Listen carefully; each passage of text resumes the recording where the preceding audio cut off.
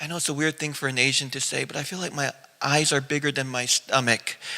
Uh, because I always am going after growth, and I feel like I can take on so much, and I start all kinds of things, and yet when does it become too much? When does it become greed?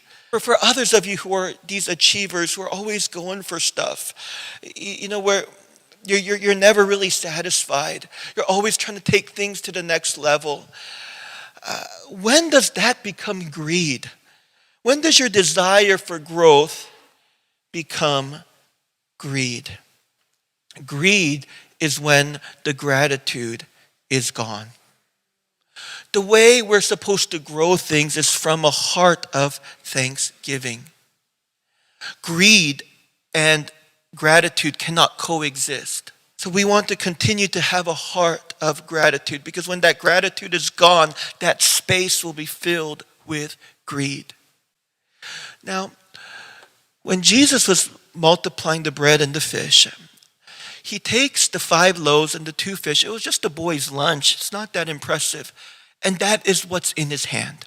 Okay? Now know that as you're reading this, it's just 5 loaves and 2 fish in his hand. Yes, it's going to turn into maybe hundreds of thousands of things to distribute, but right now it's just 5 loaves and 2 fish in his hand.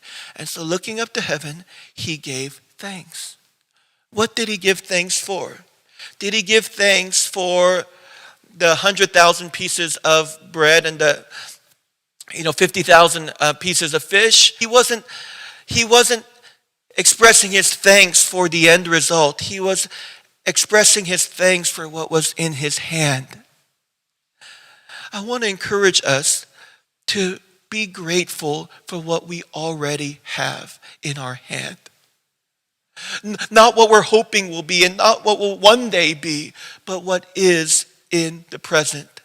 Because I know for us who are always trying to achieve and outperform ourselves, we hate the process. And we can't stand the present. We only want the finished product. We only want to cross the finish line. And we only love the destination while despising the journey. And yet, here's what we learn from Jesus. Whatever is in your hand presently, that is what you need to give thanks for, even though it seems insignificant.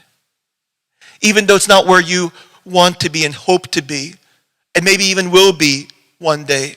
But give thanks for what is already in your hand. So maybe you drive a beat-up Honda. Give thanks that you have transportation. Give thanks for what you have in your hand. For us achievers here, if we're trying to achieve from this heart base of anger, hatred, insecurity, anxiety, then even when we achieve, those heart issues don't resolve themselves. We just become an angry, bitter, insecure achiever. And I think the reason why us achievers are so annoying to the rest of the world is because we're not going after things from a peaceful gratitude. We're going after things from anxiety and from an emptiness. And so I just want to encourage you, wherever you're at, be grateful for what's in your hand.